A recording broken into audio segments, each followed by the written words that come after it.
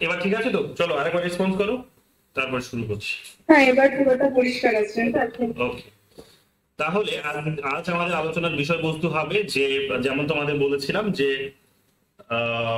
Current affairs গুলো আমাদের দেখতে হবে, তার কারণ ইন্ডিয়ান ফরেন পলিসির প্রশ্নগুলো, ইন্ডিয়ান কনস্টিটিউশনের প্রশ্নগুলো এবং পলিটিক্যাল প্রসেসের প্রশ্নগুলো কিন্তু চুজ করা হয় বেসিক্যালি। বর্তমান দিনে ট্রেন্ড দেখছি আমরা গত এই 1-1.5 বছরে, যে কন্টেম্পোরারি যে সমস্ত ইস্যুস গুলো উঠে আসছে, আলোচনায় যেগুলো আসছে, বারে বারেই সেখান থেকেই প্রশ্নগুলো করছে।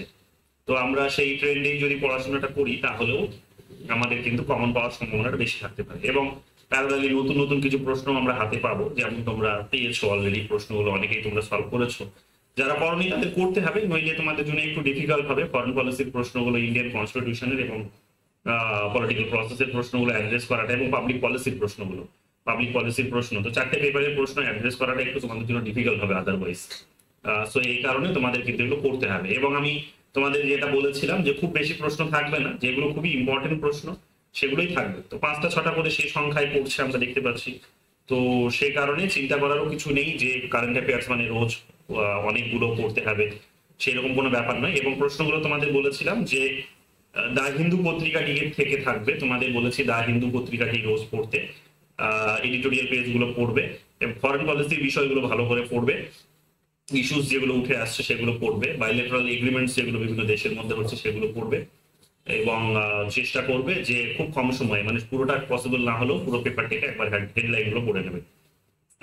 এটা তোমাদের বলেছিলাম। যারা এখনো পর্যন্ত এই দা হিন্দু পাচ্ছ না, তারা গ্রুপে বিভিন্ন লিঙ্ক দেওয়া আছে, নাম্বারও দিয়েছি, যে ওই ভদ্রলোককে তোমরা বলো বিভিন্ন গ্রুপে লিঙ্ক দেবে, যে গ্রুপ ফাঁকা থাকবে সেই গ্রুপে লিঙ্ক দেবে, সেই গ্রুপে জয়েন করে যাও। দা হিন্দু পত্রিকা সেখানে রোজ আসছে, সলভ করো, পড়ো। যাই হোক, আজকে আমরা 6 তারিখের 5 তারিখটা আমাদের হয়ে গেছে, 6 তারিখটা আমরা আলোচনা করছি, তারপরে আমরা চলে আসবো আমাদের আজকে আজকের আলোচনার বিষয়বস্তু আমাদের হবে কি হবে আজকে, মোটিভেশন থিওরি। মোটিভেশন থিওরি হবে। দেখো প্রথম প্রশ্ন কি ছিল, 6 তারিখের প্রশ্ন। প্রথম প্রশ্ন ছিল, 6টা প্রশ্ন আছে দেখতেই পাচ্ছ, খুব বেশি সময় লাগবে না। প্রথম প্রশ্ন পেয়েছি আমরা, in which one of the following resolutions of UNHRC. UNHRC কথার অর্থ হচ্ছে United Nations Human rights Council. এটার পুরো নামটাও অনেক সময় পরীক্ষায় জানতে চেয়েছে, ঠিক আছে, বিশেষ করে এন্ট্রান্স এক্সাম গুলোতে জানতে চেয়েছে। তো একটু ভালো করে মাথা রাখবে, এবং যখন নেগেটিভ মার্কিং এর প্রশ্ন হয় তখন দেখবে এই ধরনের ছোট ছোট ইজি বিষয়গুলোই কিন্তু দেয়, কনফিউজ করে সেগুলো দিয়ে। তো ইউএনএইচআরসির পুরো পুরো পুরো নামটাও জানতে চাইতে পারে, ফুল ফর্ম জানতে চাইতে পারে। তো UNHRC, United Nations Human Rights Council, India abstained from voting, and the rest 3 resolutions were supported.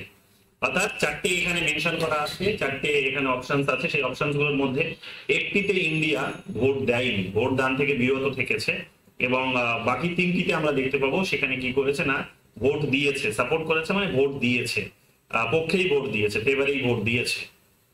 তো এটা আমাদের একটুখানি ভালো করে দেখতে হবে, তার কারণ এখন এই মুহূর্তে যে যুদ্ধ চলছে গাজাকে কেন্দ্র করে, তো সেখানেই সেটাকে গাজাতেই আর কি দেখতে পাবো আমরা, যে যুদ্ধকে বন্ধ করার জন্য এই কি বলছো বলো, বলছো বলো।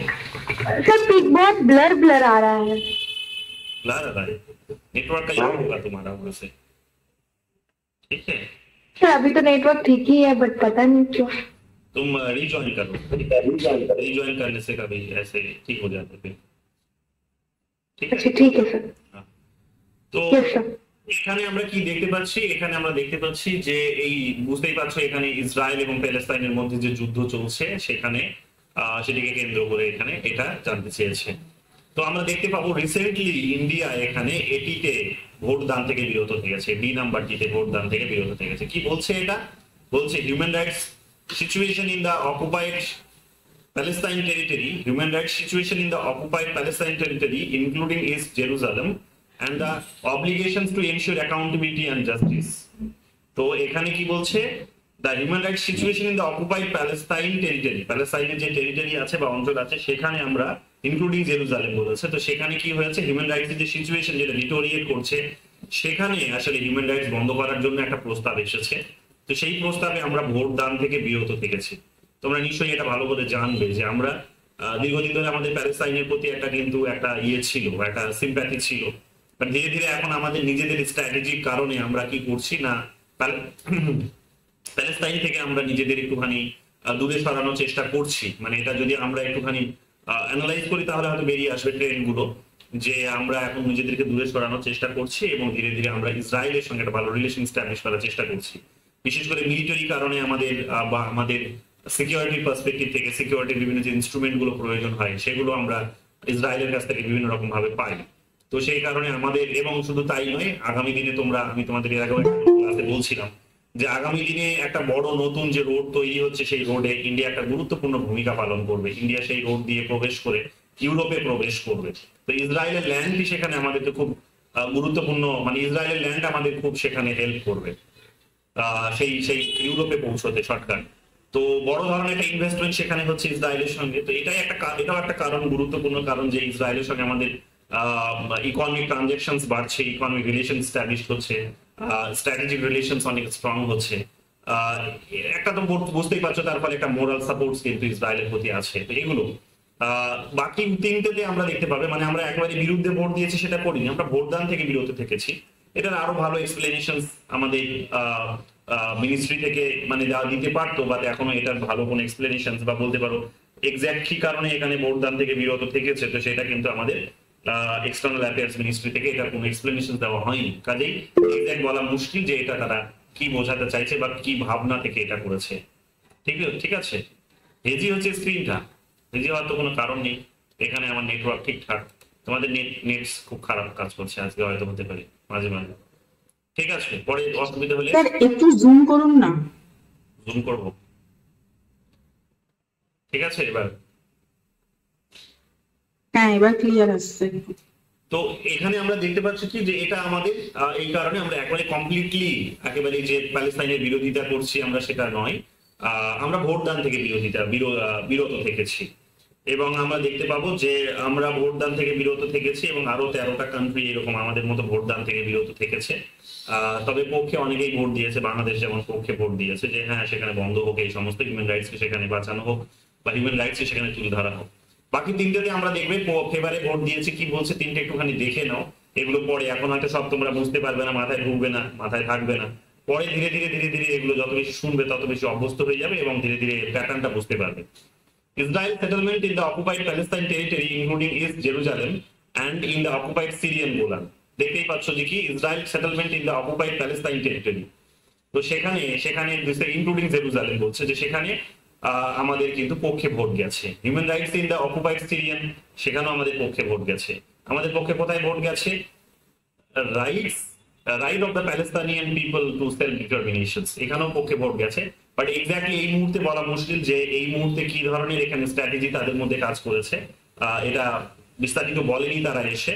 এখনো আমাদের ফরেন মিনিস্টার্স বা আমাদের মিনিস্ট্রির তরফ থেকে কোনো স্পোক পার্সন যিনি আছেন বাগচি, তিনি এখন এটা সম্পর্কে কিছু বিস্তারিত বলেনি। যখন বলবেন আমি ডিটেলসে তোমাদের এটা নিয়ে আপডেট দিয়ে দেবো। আর মাথায় রাখো এটা প্যালেস্তাইনের হিউম্যান রাইটস কে কেন্দ্র করে যে ভোটাভুটিটা হয়েছে রিসেন্টলি, সেটাতে কিন্তু ভারত ভোট দেয়নি। এগুলো একটুখানি হালকা করে মাথায় রাখো। একেবারে ডিরেক্টলি যে প্রশ্নগুলো করবে সেটা বলা মুশকিল, কিন্তু কথাটা হচ্ছে আইডিয়াটা মাথায় থাকলে প্রশ্ন ঘুরিয়ে দিলেও কিন্তু তোমরা পড়ে আসতে পারবে। ন্যায়পত্র ইজ আ ম্যানিফেস্টো অফ, গতকাল বা পরশু তোমাদের সলভ করা ছিল, অ্যানালাইজ হচ্ছিল।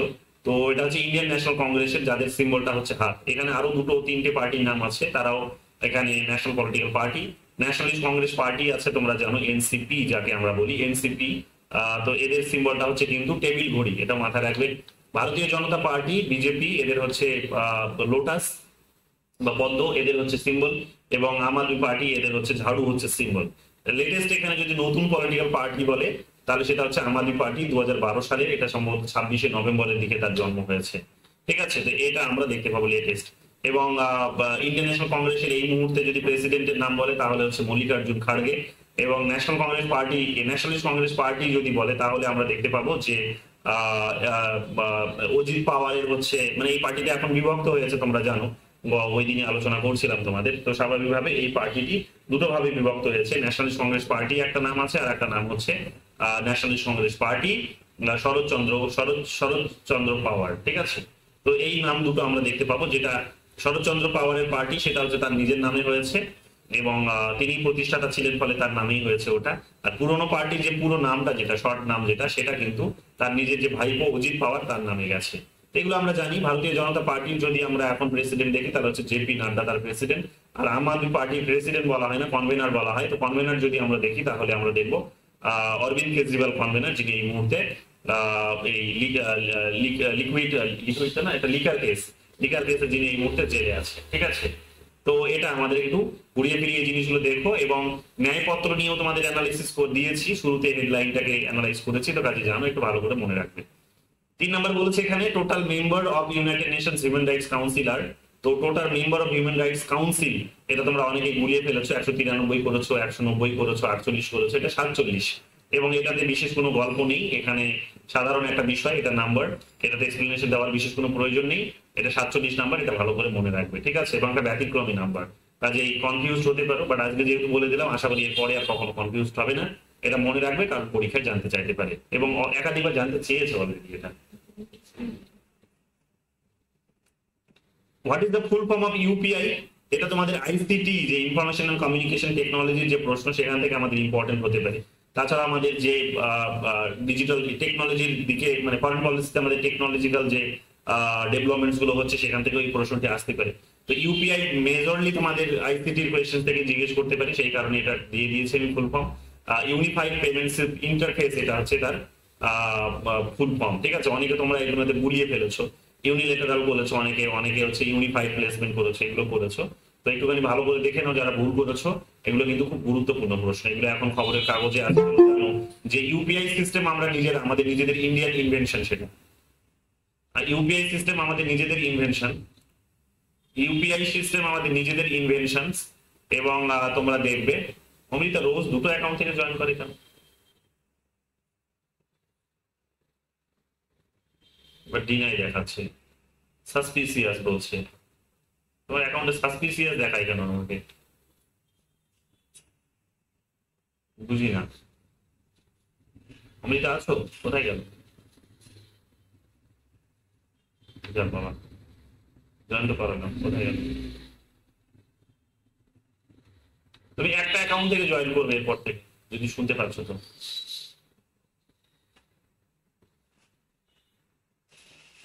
দেখছি না, দেখ নামটা দেখছি না, দেখ কোথায়।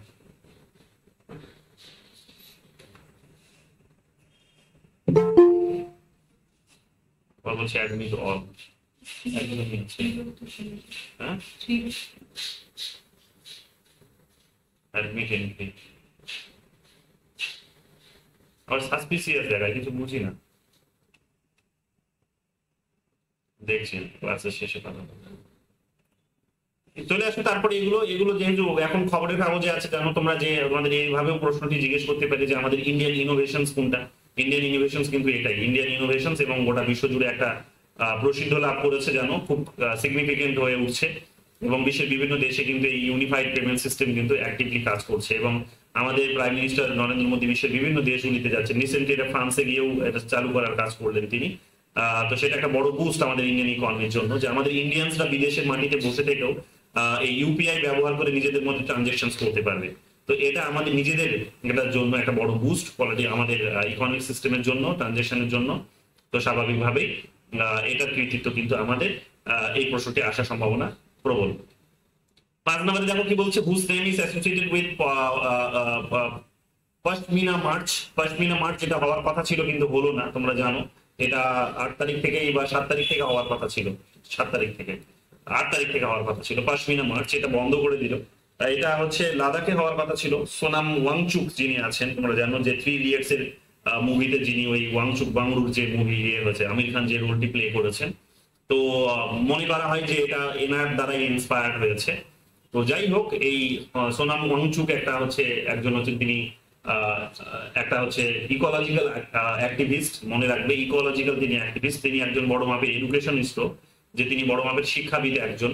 তিনি যেভাবে ওই পাহাড়ের মতো এলাকায় যেভাবে তিনি রিভলিউশনস নিয়ে এসেছেন এডুকেশন সেক্টরে, সেটা সত্যি খুব প্রশংসার দাবি রাখে। এবং যেভাবে তিনি মেটেরিয়ালিস্টিক এডুকেশনস এর বাইরে বেরিয়ে এসে আরো অনেক ধরনের মানে ভ্যালু বেসড এডুকেশনস এর প্রবর্তন করেছেন, সেগুলো সত্যি খুব প্রশংসার দাবি রাখে। তো এগুলো আমরা দেখবো একই সঙ্গে মেটেরিয়ালিস্টিক, পাশাপাশি একই সঙ্গে কিন্তু ভ্যালু বেসড এডুকেশন।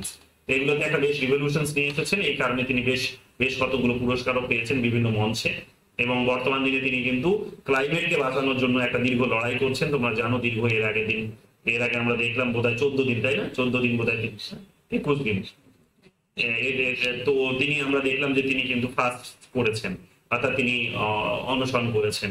তো স্বাভাবিকভাবেই সেটা কিন্তু বিশ্বের নজর কেড়েছে। ক্লাইমেটকে বাঁচানোর জন্য নজর শুধু তাই নয়, পলিটিক্যাল একটা এন্টিটিও তারা পেতে চাইছে। লাদাখকে এখানে যেভাবে বিজেপি প্রমিস করেছিল ইলেকশনে, তারা ম্যানিফেস্টোতেই প্রমিস করেছিল যেভাবে যে তারা সেখানে লাদাখকে একটা আলাদা স্টেটাস দেবে, 6 শিডিউলের মধ্যে নিয়ে আসবে, একটা রাজ্যের তকমা দেবে, সেগুলো তারা এখনো করেনি। তো সেই সমস্ত দাবিপত্রগুলো নিয়েই তিনি কিন্তু এখানে ধর্নায় বসেছেন এবং হাজার হাজার মানুষ তার পেছনে এসে কিন্তু সেখানে সমর্থন জানিয়েছেন। এবং তারাও কিন্তু, এবং মহিলাদেরও একটা নিশ্চয়ই একটা দেখেছে, নতুন একটা ট্রেন্ড দেখলে নিশ্চয়ই, যে মহিলারাও কিন্তু একে একে সেখানে কিন্তু ফাস্ট করেছে, অর্থাৎ অনশন করেছে, ভুখা অনশন তারাও কিন্তু করেছে। সো এটাও কিন্তু খুব গুরুত্বপূর্ণ একটা বিষয় যে মহিলারা পরিবেশকে বাঁচানোর জন্য সেখানে এগিয়ে এসেছে। তো এটা একটা ইকো ফেমিনিস্ট মুভমেন্টও হতে পারে বর্তমান দিনে, বলতে পারো এই 21st সেঞ্চুরিতে ইন্ডিয়াতে ইকো ফেমিনিস্ট মুভমেন্ট হিসেবেও কিন্তু এটা ইতিহাসে কিন্তু একটা দরজা পেয়ে গেল। তো এটাও মাথায় রাখবে, এটাও খুব গুরুত্বপূর্ণ একটা বিষয়। 6 নম্বরে চলে আসো, লাস্ট প্রশ্ন কি বলেছে? লাস্ট প্রশ্ন বলেছে, what is the full form of India which has recently been formed as a new coalition in Indian politics? এটা অনেকদিন আগেই হয়েছে, তোমরা জানো, কয়েক মাস আগে হয়েছে, কিন্তু যেহেতু এখনো খবরের কাগজে আছে, এটা ঘোরাফেরা করছে, তাই দিয়েছি। এবং এই কারণেই তোমরা দেখবে, যেহেতু একটা আমাদের অপোনেন্ট পলিটিক্যাল পার্টি, মানে এখন এই মুহূর্তে অপোজিশনস যারা আছে, সেন্টারে সরকার, তার বিরুদ্ধে যে অপোজিশন, তাদের কথা বলা হচ্ছে। তো অপোজিশন যেহেতু এখন এই নামটি ধারণ করেছে, তাদের নিজেদের জোটের নাম তারা এটা রেখেছে, স্বাভাবিকভাবে এখন ভারত সরকার কি করলো না, নিজেদের পলিটিক্যাল কারণেই বলো বা যে কারণেই বলো, নিজেদের দেশের নামে আমরা দেখতে পাচ্ছি যে বড় একটা চেঞ্জ এসেছে। তবে এই চেঞ্জটা তারা নিজেদের কোনো ক্রিয়েশনস নয়, এই চেঞ্জটা ইন্ডিয়ান কনস্টিটিউশনের মধ্যে অলরেডি এস্টাবলিশ ছিল, 1 নম্বর আর্টিকেলে ছিল। এবং এটা দেখলে তোমরা এই নর্থ ইস্টের পরীক্ষাতে এসেছে প্রশ্নটি, যে India that is Bharat shall be a union of states. তো একই আর্টিকেল, 1 নম্বর আর্টিকেলের মধ্যে আমাদের কনস্টিটিউশনে উল্লেখ করা আছে, যেটা ইন্ডিয়া সেটাই ভারত, এবং এই ভারত হবে কি একটা ইউনিয়ন হবে একটা, ঠিক আছে, বিভিন্ন রাজ্যগুলোর ইউনিয়ন হয়ে হিসেবে গড়ে উঠবে। তো নর্থ ইস্টে 2023 সালে জিজ্ঞেস করেছে, 24 সালে জিজ্ঞেস করেছে, কিছুদিন আগে 17 মার্চ যে পরীক্ষাটি হয়ে গেল সেখানেই তোমরা দেখলে। তো স্বাভাবিকভাবে তাদের ফুল ফর্মটা হচ্ছে Indian national developmental inclusive alliance. এই অ্যালায়েন্সটা তারা তৈরি করেছে, যেটা বেসিক্যালি বলা হচ্ছে ইউপিএ যেটা ছিল, সেই ইউপিএ নতুন নামকরণ করেছে এটা। তো ইউপিএ 1 দেখেছি আমরা, ইউপিএ 2 দেখেছি আমরা, এখন সেখান থেকে ইউপিএ নামটাকে তারা এখন পরিত্যাগ করে এখন নতুন নাম নিয়েছে ইন্ডিয়া, INDIA, যার ফুল ফর্ম হচ্ছে Indian national developmental inclusive alliance. আর বর্তমানে যে সরকার এই মুহূর্তে পাওয়ারে আছে, তারাও কিন্তু একটা জোট সরকার, মানে তাদের নিজেদের বিজেপির একটা একক সংখ্যাগরিষ্ঠতা আছে বটে, মানে সিঙ্গেল মেজরিটি আছে বটে, বাট তারাও কিন্তু একটা জোট সরকার, তারাও একটা কোয়ালিশন গভর্নমেন্ট চালাচ্ছে, তাদেরও কিন্তু অনেক জোট শরিক আছে, অনেকগুলো পলিটিক্যাল পার্টি মিলে তাদের তারা কিন্তু একটা সরকার পরিচালনার কাজটি করছে। তো তাদের জোটটির নাম হচ্ছে, যেমন হচ্ছে এনডিএ মানে হচ্ছে ন্যাশনাল ডেমোক্রেটিক অ্যালায়েন্স। তো ন্যাশনাল ডেমোক্রেটিক অ্যালায়েন্স এটা হচ্ছে বিজেপি লিড করছে, আর ইন্ডিয়া যেটা সেটা আমরা দেখতে পাচ্ছি এই মুহূর্তে বলা যেতে পারে মেজরিটি এটা কংগ্রেস লিড করছে, কারণ তাদের সংখ্যায় তারা বেশি এবং তাদের অর্গানাইজেশনাল পাওয়ার, তাদের মানি পাওয়ার, তাদের মিডিয়া পাওয়ার, তাদের সব ধরনেরই পাওয়ার বলতে পারো, সবগুলোই কিন্তু অনেক বেশি। স্বাভাবিকভাবে বারে বারে আমরা দেখছি যে ইন্ডিয়াকে লিড করার ক্ষেত্রে মল্লিকার্জুন খাড়গে কংগ্রেসের প্রেসিডেন্ট এবং রাহুল গান্ধী, সোনিয়া গান্ধী এরা গুরুত্বপূর্ণ ভূমিকা পালন করছেন। চলে আসি পরের আর একটা তোমাদের এখানে আমরা